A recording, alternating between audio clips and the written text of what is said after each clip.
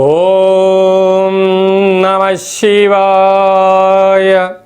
ఓం నమో నారాయణాయ. కర్మ నివారణ నరదృష్టి నివారణ కాళభైరవాయ నమో నమః. శ్రీ లక్ష్మీ నవనారసింహస్వామినే నమో నమః. హరి ఓం. మా ఛానల్కి స్వాగతం. చూస్తున్న వీక్షకులకు, ప్రేక్షకులకు, ప్రియ కాళభైరవ భగవద్బంధులకి స్వాగతం పలుకుతూ మమ్మల్ని ఎంతగానో ఆదరిస్తూ ఉండబడినటువంటి ప్రియ సోదర సోదరీమణులకు, జ్యోతిష అభిమానులకు, సనాతన ధర్మ సంరక్షకులకు, అలాగే ప్రకృతి ప్రేమికులకు స్వాగతం పలుకుతూ అందరికీ నరసింహస్వామి వారి యొక్క జయంతి శుభాకాంక్షలు. నరసింహస్వామి యొక్క ఆశీస్సులు అందరిపైన దయ, కరుణ, కటాక్ష, వీక్షణ, క్షమ అందరికీ చల్లగా ప్రసాదించాలని కోరుకుందాం. అలాగనే 1వ తారీఖు 5వ నెల 2025 నుండి 31/5/2025 వరకు పుట్టినటువంటి వారందరూ కూడా ముందస్తుగా జన్మదిన శుభాకాంక్షలు. గతంలో వివాహం చేసుకున్న వారికి వివాహ వార్షికోత్సవ శుభాకాంక్షలు. ద్వాదశ రాశుల్లో గ్రహ గమనాన్ని వీక్షింపచేద్దాం. మేషరాశిలో ఏడాది తర్వాత రవి భగవానుడు సంచార స్థితి, వృషభ రాశిలో చివరార్ధ సంచార స్థితి దేవగురు బృహస్పతి, కర్కాటక రాశిలో కుజ భగవానుడు నీచభంగ రాజయోగ సంచార స్థితి, అలాగనే కన్యరాశిలో చివరార్ధ కేతు సంచార స్థితి, మీనరాశిలో చతుర్గ్రహ సంచార స్థితి, బుధ భగవానుడు, శుక్ర భగవానుడు, శని భగవానుడు, రాహు భగవానుడు సంచార స్థితితో ఉన్నాడు.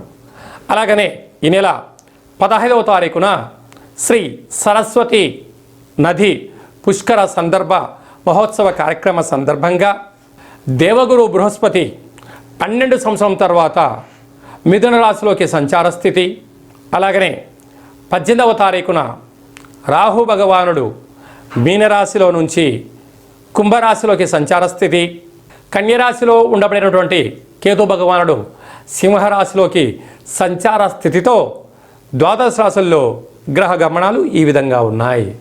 కుంభరాశి వారికి ఏలనాటి శని చివరార్ధ సంచార స్థితి ఉండగా శ్రీ నరసింహస్వామి యొక్క జయంతి సందర్భంగా ఎలాంటి విధివిధాలు పాటించాలో ఈ వీడియోలో సవివరంగా సంపూర్ణంగా తెలుసుకుందాం. కుంభరాశిలో ఏ నక్షత్రాలు వస్తాయగా ధనిష్ట నక్షత్రంలోని 3వ పాదం, 4వ పాదం, శతభిష నక్షత్రంలో 4 పాదాలు, పూర్వభాద్ర నక్షత్రంలో 1, 2, 3 పాదాలు కలిపితే కుంభరాశి అవడం జరుగుతుంది. రాశాధిపతి శని భగవానుడు. వీరికి ఏలనాటి శని చివరార్ధ సంచార స్థితిలో ధనస్థానంలో చతుర్గ్రహ సంచార స్థితి ఉండడం వలన బుద్ధికారకుడు బుధుడు, కలత్రకారకుడు శుక్రుడు, ఆయుకారకుడు శని భగవానుడు, నర దృష్టి వాస్తు దృష్టి అయిన రాహు ఉండడం వలన ధనపరమైన స్వల్పమైన ఆటంకాలు, ఇవి శాశ్వతం కాదు అని చెప్పి గమనించాలి. అలాగనే ఏడాది తర్వాత రవి తృతీయంలో సంచారం చేయడం వల్ల తల్లిదండ్రులతో, గురువులతో సఖ్యతగా ఉండండి. అర్ధాష్టమ గురువు వెళ్ళిపోతూ మీకంతా మంచి చేయిస్తాడు. కనుక నరసింహస్వామి వారికి పసుపు రంగు కలిగినటువంటి పట్టు వస్త్రాలను సమర్పించడం, మన కింద చెప్పుకున్నటువంటి విధానంగా పాలలో నవధాన్యాలను వేసి బ్రాహ్మణుడికి దానం ఇవ్వడం కానీ, శివుడికి రుద్రాభిషేకం చేయడం కానీ, గోమాతకు పెట్టడం వలన విపరీతమైన రాజయోగం కుంభరాశి వారి సొంతం కాబోతుంది.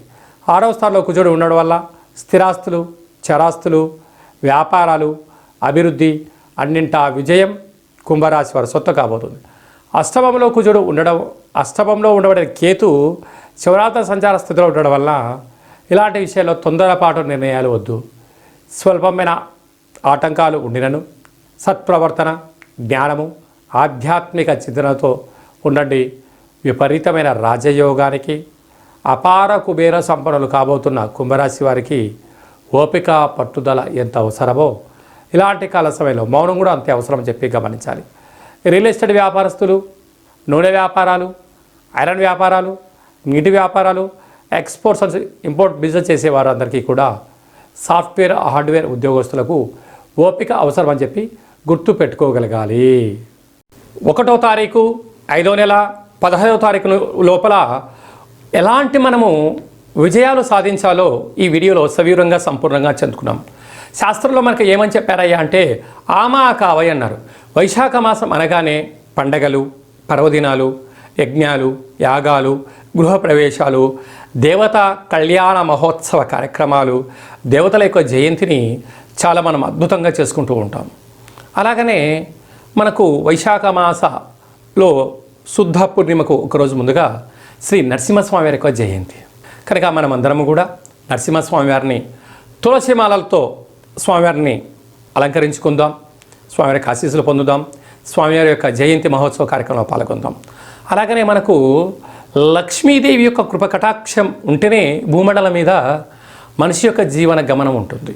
అంటే భక్తి అనేటువంటిది ఎప్పుడైతే మనము తత్వంలో ఉంటామో, ఆధ్యాత్మిక కార్యక్రమంలో ఉంటామో, భక్తి సేవలో ఉండబడిన వారందరికీ కూడా భగవంతుడు గొడుగు పడుతూ ఉంటాడు. అరాచకంలో ఉండబడిన వ్యక్తులకు పిడుగును వేస్తూ ఉంటాడు.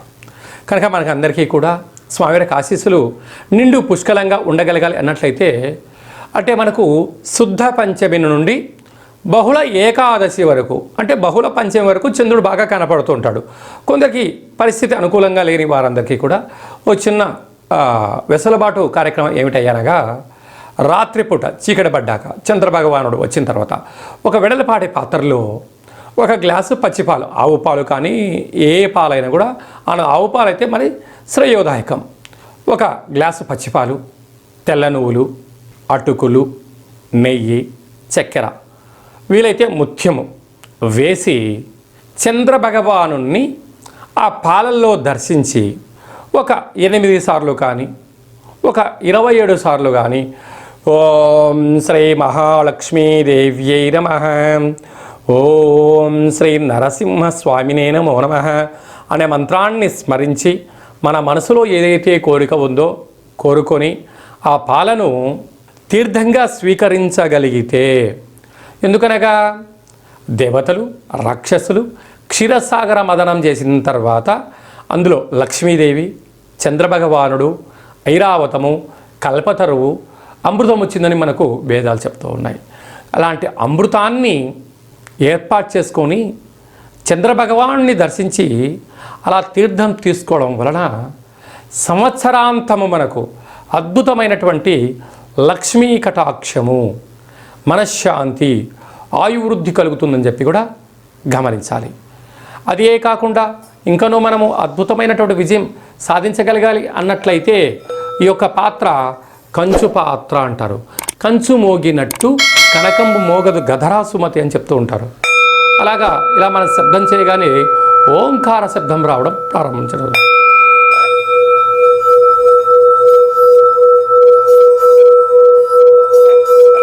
ఇలా ఓంకార శబ్దాన్ని సృష్టించడం వలన మనిషి శరీరంలో ఉండబడినటువంటి 7 చక్రాలు వికసించి ఇంట్లో ఉండబడిన దరిద్ర దేవత బయటికి వెళ్ళిపోయి లక్ష్మీదేవి యొక్క కటాక్షం కలిగి ఇళ్లంతా సిరులతో కలకలలాడుతూ ఉంటుంది.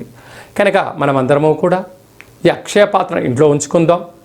కావాలనుకున్న వారు కింద నెంబర్ సంప్రదించినట్లయితే అక్షయ పాత్రతో పాటు ఒక కాలభైరవ హోమము, ఒక 20 రకాల వస్తువులతో, 16 రకాల కూరగాయలతో శాకాంబరి దిష్టి దిగించి మీకు పంపించడం జరుగుతుంది. కనుక స్వామివారి యొక్క ఆశీస్సులు పొందుతాం. అద్భుతమైన అష్ట కష్టాలకు స్వస్తి పలుకుతాం. అలాగే మీ వ్యక్తిగత జాతకం తెలుసుకోవాలనుకుంటున్నారా? మీరు పుట్టినటువంటి తేదీ, నెల, సంవత్సరం, సమయం మీరు రాసి వాట్సాప్లో పంపించగలిగినట్లయితే 100 సంవత్సరాల జాతకాన్ని సవివరంగా సంపూర్ణంగా వ్రాసి పంపించి మీరు పుట్టినప్పుడు గ్రహ గమనాలు ఎలా ఉన్నాయి, ప్రస్తుతం ఎలా ఉంటున్నాయి, రాబోయే కాలం ఎలా ఉండబోతున్నాయో సవివరంగా సంపూర్ణంగా తెలియజేయడం జరుగుతుంది. అలాగనే చాలామందికి పుట్టినటువంటి కాల సమయంలో డేటా బర్త్లు లేనటువంటి కారణం వలన పేరు యొక్క మొదటి అక్షరాన్ని అనుసరిస్తూ రాశిని తెలియజేస్తూ రాశి యొక్క పరిస్థితిని తెలియజేస్తూ రమణ శాస్త్రం ద్వారా కాళభైరవ ఉపాసన చేత భూత, భవిష్యత్, వర్తమానాన్ని తెలియజేయడం జరుగుతుంది. కనుక ఆసక్తి గలవారు ఈ కింది నెంబర్ సంప్రదించి అపాయింట్మెంట్ తీసుకొని సంప్రదించగలరు. చాలామంది భార్యాభర్తలు తరచుగా గొడవ పడుతూ ఉంటారు. ఎందుకు గొడవ పడుతున్నారో ఒకసారి వాళ్ళకే తెలియని పరిస్థితి ఉంటుంది. జాతకంలో స్వల్పమైనటువంటి ఇబ్బందులు, గ్రహ దోషాలు, అలాంటప్పుడు వారిద్దరూ పాలు నీళ్ళలాగా కలిసేటువంటి సలహాలు, సూచనలు ఇవ్వడం జరుగుతుంటుంది. మీకు కలిగినటువంటి సంతానానికి ఆధ్యాత్మికమైనటువంటి నామాలు ఎలా పేరు పెట్టుకోవాలో తెలియచేయడం జరుగుతుంది. అందరిపైనను శ్రీ కాళభైరవ స్వామి ఆశీస్సులు ఉండాలని కోరుకుంటాం. మన యొక్క కాళభైరవ స్వామి యొక్క దేవాలయంలో 4 మంగళవారాలు, 4 శనివారాలు, శుద్ధాష్టమి, పూర్ణిమ, బహుళాష్టమి సందర్భంగా కాళభైరవ హోమ కార్యక్రమాలు జరుగుతూ ఉంటుంటాయి. కనుక మీరు జాతకం చెప్పించుకున్న వారందరికీ కూడా కాళభైరవ స్వామికి అర్చన హోమ కార్యక్రమాలను చేయించడం జరుగుతుంది. కనుక మనందరం కూడా స్వామిని స్మరిద్దాం, ధ్యానిద్దాం, అష్ట కష్టాలకు స్వస్తి పలుకుతాం, అష్టైశ్వర్యకి స్వాగతం పలుకుతాం. అందరికీ శుభం, జయం, లాభం కలగాలని కోరుకుంటూ ఆశీర్వచనం. ఓం శతమానం భవతి శతాయు పురుష సతేంద్రియ ఆయుష్యేవేంద్రియే ప్రతిష్టతి. ధనం ధాన్యం బహుపుత్రలాభం శత సంవత్సరం దీర్ఘమాయు. సర్వే జనా సుఖినో భవంతు, లోకా సమస్తా సుఖినో భవంతు. సర్వం శ్రీ నరసింహస్వామి దేవతార్పణమస్తు. హరి ఓం.